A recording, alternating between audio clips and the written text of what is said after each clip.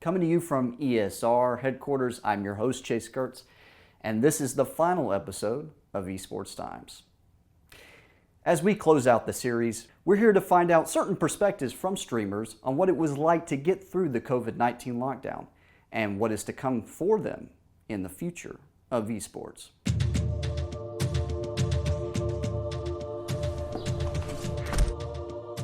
The amount of support is nuts. I cried the other day. I have a clip of it. I cried. One last question before we go.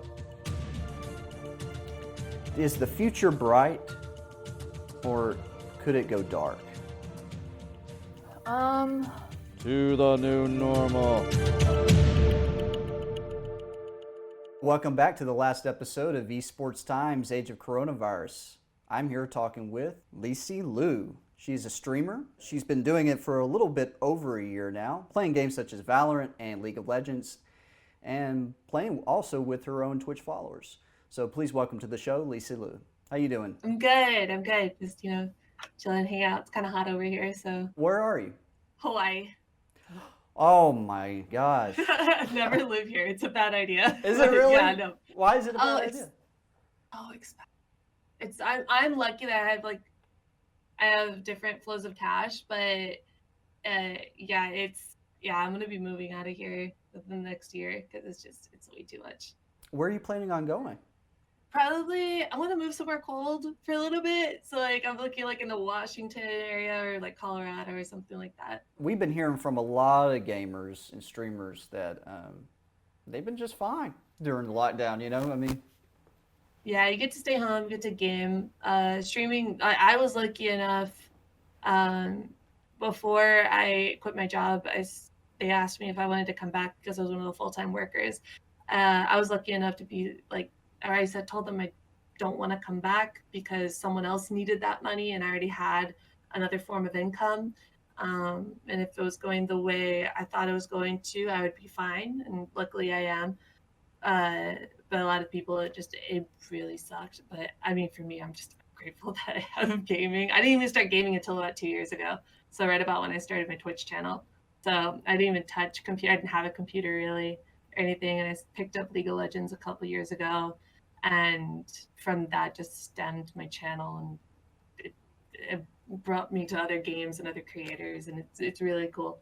So you're probably not going to pick up another job. Are you going to do this full time? I'm going to try to do this full time, yeah. It's been working so far. My community, even though it's pretty small, a lot of them support me full-heartedly, and they do whatever they can to help me and promote my channel and with my subs and donations. Are you surprised that you were able to just do this as a full-time gig? Oh, yeah. Oh, my gosh. I wouldn't have ever dreamed of being able to. I always thought I was going to have to do a job on the side and stream. And I started seeing my community grow a little bit more. And, when they say any publicity is good publicity, it really is. Some streamers hate me, some streamers like me. It's fewer streamers that hate me. Usually it's because I side with my mods. A streamer will come through and they think they're my best friend, and they'll pick a fight with my mod and they'll say, nah, I'm siding with my mod. I'm sorry, dude. Usually it's generally that's about the route it goes. And then that disagreement stems there. But it's crazy because as soon as I told them, hey, I only get average probably. I just switched games, so my viewers did drop a little bit. But average, I was getting 20 viewers a stream. If I got rated, most of the time the people would stay because I was being rated by credible creators who were my friend and they love to share their community, which is awesome. So I'd maybe 20 to 50 on a good day. And it's just the amount of support is nuts. I cried the other day. I have a clip of it. I cried because someone who has been my supporter, it's been in my community since I started, basically. Probably about 4 or 5 months in, they found my channel, or we met on a league game, and then they came to my channel, and they've been in my community ever since. They're a mod, they're great. I knew them when they weren't even working and they were trying to support their house, and they finally got a really good job, and they donated me 100 subs the other day, and I bawled on stream. I was so heartbroken. I was just like, my heart, I couldn't believe it. And it was awesome seeing someone grow from that. Like, I've known them so long, and they grew from where they were, like, they didn't have a job, they're just gaming all day, all that stuff, and then they finally got a really good paying job, and they're supporting creators, what they love to do. So he's done that for a few of the members in my community who also stream, but I wouldn't have asked him for it ever. Right. And yeah, it was great. So which game are you playing now? I'm on Valorant currently. Oh, so you are currently on it. Yeah, League sucks. This season's so bad. I'm an ADC main. The role is garbage. It's really off meta right now. It's really into like your mid control or a really overpowered top laner or a really good jungle. And being an ADC in the bot lane, you're really dependent on your support and their skill level, because you have to do the lane together. So it's kind of difficult, especially if you're getting people who just start the game and or you're trying to teach someone. It's kind of frustrating. So I kind of wanted to play a game where even if my team members weren't the best, if I could ace a round and completely destroy the other team and win the round, and if I could get to that point and only work on myself and not have to worry about everyone else on my team, that's all I got. It's a game changer. Like, my mindset's, I don't want to say worse. It's a lot. It's better, but I'm more hard on myself because I want to get good at the game. So yeah. Well, how's it going with Valorant now?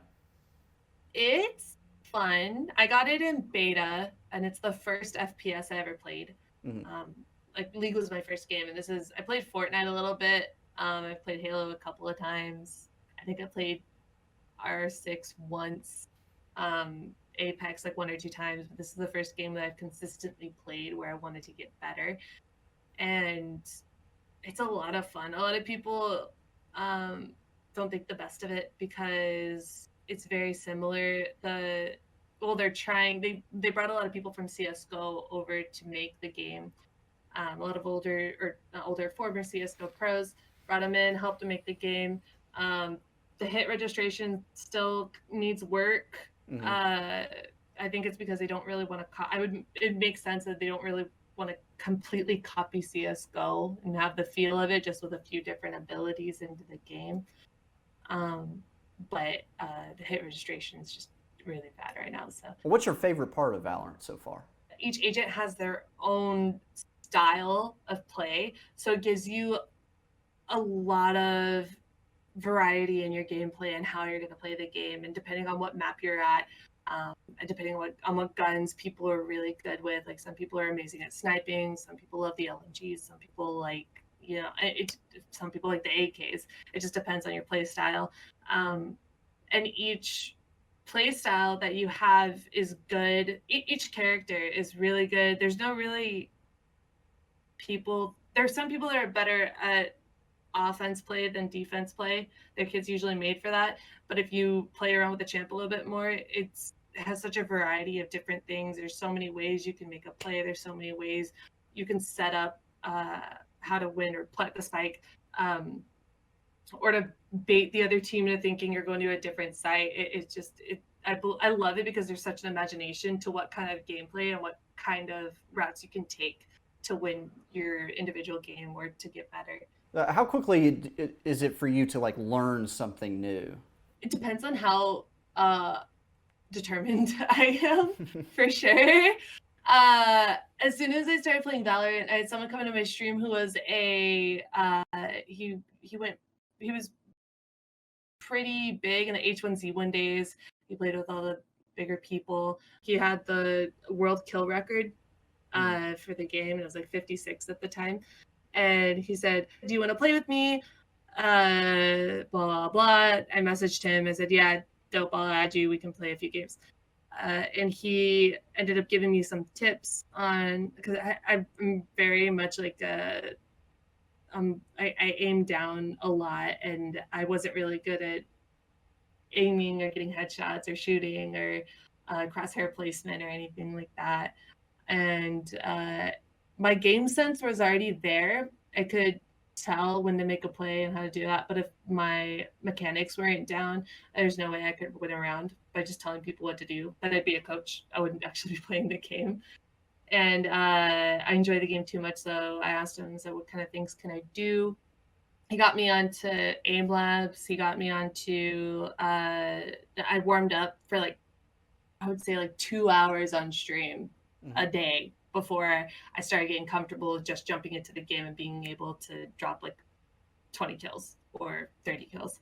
And so I started doing that. And then slowly but surely, after I started doing some more of the aim exercises, I was carrying games. So everyone has their bad games, but I started carrying and I was getting super excited. And then learning how each champion works, that came with time. I'm really much a one-trick pony. I like finding one person I really like and only maining them and then figure out what everyone else does. With this, it's so new that I can still learn the maps. I can still learn better game sense and yeah, you're almost on equal playing field with everybody except maybe a few people, but we're crazy.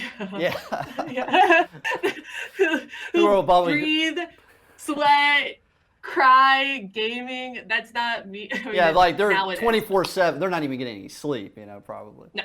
He's just a little too into it. Everyone's just, dude, just calm down. And this guy's a liability. It's just a game. Where do you see the future going for you and I guess the overall general esports trajectory? Because, we're just now opening up. Yeah, it's kind of crazy that this wasn't here before. You know what I mean? It has been around for so long, the internet and gaming and Twitch. Twitch has been around for since 2012, 8 years.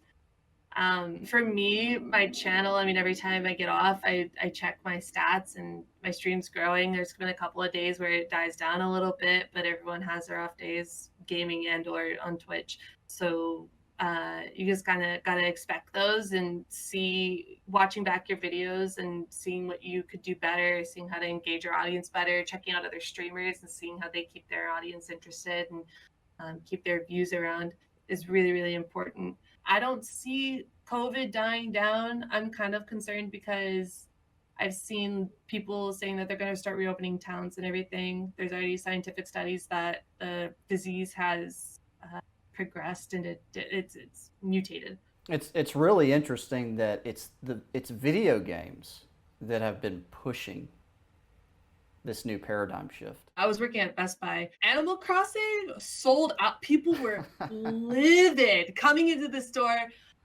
Where is this? My kid needs it. I'm freaking out. They're going to be home for who knows how long. You guys don't have the game. I got to keep them busy. Yeah.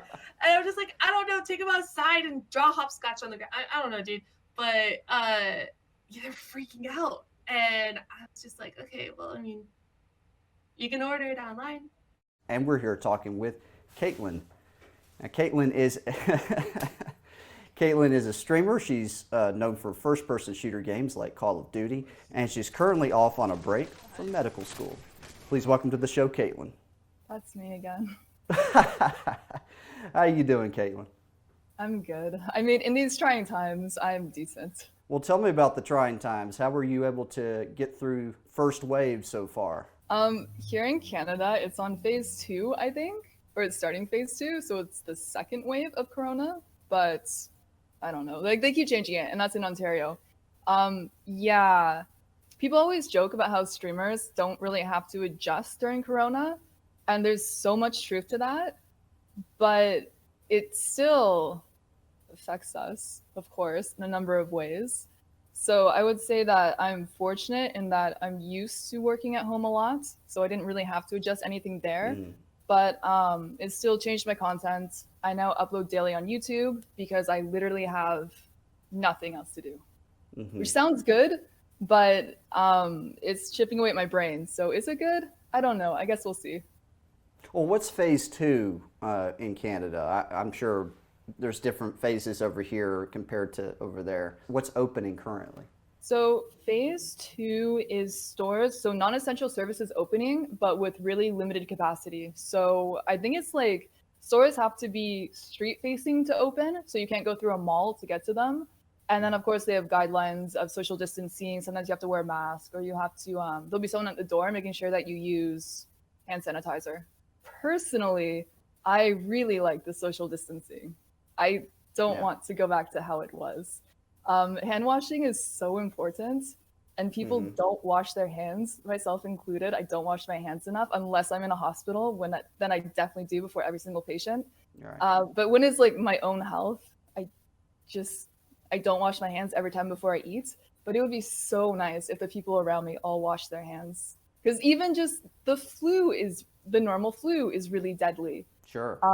So if we just kept to all of these standards, we could cut down on so many other illnesses, not just COVID. It is essential that we do get outside and get vitamin D. No, that's true. No, there is like, especially in the West, there's actually a huge vitamin D deficiency, like dare I say epidemic, where so many people are not getting vitamin D, to the point where the guidelines actually suggest that everyone takes vitamin D supplements. So I take vitamin D supplements, and there's also a lot of people say that like vitamins don't do anything, they're not necessary. If you eat a balanced, healthy meal, you don't need vitamins. But even on top of that, it's still suggested that you take vitamin D. So yes, that's important. Also, going outside and socializing is very important. So I still go outside, but I try still to not go to stores unless for some reason I really need to. Well, Caitlin, what are you in medical school for? So medical school is only for getting your MD. So you don't really decide like what kind of doctor you're going to be until 4th year when you do your electives, and then you match. Do you have any interests? Yeah, so I was really interested in surgery before because it's fun. I'll leave it there in case anyone's squeamish, but it's really fun, like really fun. But because I never want to stop streaming, it's very unrealistic to go into surgery and think that I'll have any time for myself. So I'm also interested in emergency medicine, and then I'm also interested in family medicine. And because of Corona, we're kind of seeing this new subspecialty of medicine emerge, which is telemedicine. And we think that telemedicine will continue to be important and a like real large part of medicine even after COVID-19 starts dying down. So telemedicine could be combined with streaming. Although people always tell me that if I became a surgeon, would I stream my surgeries? And I don't know if there's that many guidelines for consent for that just yet. So that's in the far future. Well, one thing's for certain, you must have a steady hand. Yeah. So I started streaming from StarCraft. I was a professional StarCraft player for 4 years. And there was a study done before combining or just looking at StarCraft players micro and their like finger dexterity, and then comparing it to surgeons and finding correlations. And it is actually helpful to have video game experience. Do you put that on a resume? Maybe one day that'll be looked at as very fitting. I actually did mention that I was a streamer and a professional StarCraft player in my med school interviews. So like I did. What games have you been playing during this time? So because The Last of Us 2 comes out in just 10 days now, I think. Is today? No, 9 days, I think. I am trying to finish a bunch of games that I still haven't finished. So for FPS, I'm playing Warzone, COD. Valorant just came out. I still play Overwatch. I still play Siege. And then the variety games I'm trying to finish before The Last of Us are Final Fantasy VII Remastered, Neo 2, Bloodborne, although that's kind of odd because it's out there. Doom, I still haven't finished Doom. Eternal. Oh my god, there's more. I still haven't finished Disco Elysium, although I voice act all of it, so it takes a lot longer for me to play it and stream it. There's more. I have 9 days. Well, tell me how you do your streaming. How do you interact with your fans? So some people, they focus mostly on the gameplay, and so they're talking only about the gameplay, and then they have segments in their stream where they thank people for subscribing and whatnot. Other people, they aren't talking about the game really that much, and they're more so continuing a conversation with their chat, so their chat is really the focus, and then the gameplay is kind of like the background noise. And I watch like both kinds of streamers. And then I am, I guess, a bit more in the middle, where I like to have gameplay focused thoughts and analysis, and I like to talk about the game, but I also really like my chat and really value my chat and people who take the time to watch me. So I also like talking to them, and I get this really weird burst of happiness by streaming and talking to my chat. So it's also kind of a good outlet to talk to them. Well, you've been playing StarCraft for about 4 years now. Are you still thinking about joining a pro league? I accidentally started streaming because I was a StarCraft player, and I would actually get really upset when people would call me a streamer and not a player, because I thought I was like really weird when I started streaming. I didn't have enough social interaction, is my take on it, which I was actually going to mention with the whole COVID thing. But anyways, I was just very odd. Still am, but more so odd back then. So I used to hate being a streamer, or at least hate being recognized first as a streamer. And then funny enough, after 4 years of being a StarCraft pro, I accidentally loved being a streamer. And now I don't want to be a competitive player, and I'm a streamer first and foremost. I still get really sucked into competitive games and whatnot, but I try really hard to not study the games too much in my free time. I try to work on my stream in my free time, but I still do kind of get sucked into it sometimes. Because when I would play StarCraft, I would spend maybe like 16 hours of my day on StarCraft and 0 time on my stream, which is, if you go and look at any of my old VODs, it's very clearly reflected in the audio quality, the commentary quality, the everything quality. So I just try not to study games too much in my free time now. So how has the quarantine helped your stream grow? I think that a lot of people think that COVID is really helping streamers, and I don't necessarily think that it's helping streamers monetarily.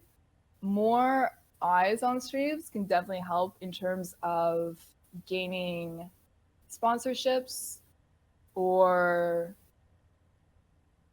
I guess if you're really concerned about your stream growth, then in a way it could help your like own sense of self. Not saying that you should throw your sense of self into your stream, but if your stream is something you work on, you pride yourself over, then seeing your viewer rate go up will help you mentally. But like my sub numbers, I know a lot of people who've had to unsubscribe from my channel because of COVID. I don't think people have as much money to put towards streams. I don't think that sponsors really have as much money to put towards streams. That makes sense. So I think it depends on what platform we're talking about in terms of if it's helping someone or not. I know the person who runs this one app called Rave, and it's one of those, it's kind of like Rabbit shut down, but you can watch videos with people with the phone app, and he's seen a lot of growth, and that's really helped him in terms of finding investors for Rave, or more people who are interested in Rave. So that helps him, but you don't have to buy a subscription to Rave or anything like that. Whereas I think my viewer count has gone up due to COVID. Maybe I want to believe it's gone up due to me. I don't know. I'm not really sure. I don't look at my viewer count too much because I don't want to fixate on the numbers. I try to just look at them as much as I need to get information about my stream, and if like things I'm trying are working or not. But when it comes to individual streams, I don't know right now if COVID is as beneficial as people say it is for streamers. One last question before we go. Okay. Is the future bright, or could it go dark? I feel like there's a lot more work to be done. Like there has to be a cure for COVID. There's still so much more that has to be done for BLM. But I personally feel optimistic about the future. Mm-hmm. Although like that's very hard for me to say, but I do feel optimistic. I think even airlines might start opening soon, and there'll just be requirements for people to get tested before they go on the plane. But yeah, it's kind of remarkable how so many industries are adapting. Mm-hmm. Even coming from medicine, like seeing how much telemedicine has taken off. I mean, it's at the least uplifting in this moment while I think about it before I go back to my daily life. Well, we should have been at that kind of stage a long time ago. Yeah, that's true. But if the future looks bright to you, it looks bright to me as well. Thank you, Caitlin. That's good. I hope I haven't filled you with like a false sense of confidence, but Nah, that sounds not good. at all. Good. Hey, positivity, it leaps into you. Well, thank you so much, Caitlin, for joining us today. Awesome. Thanks so much for having me. Of course.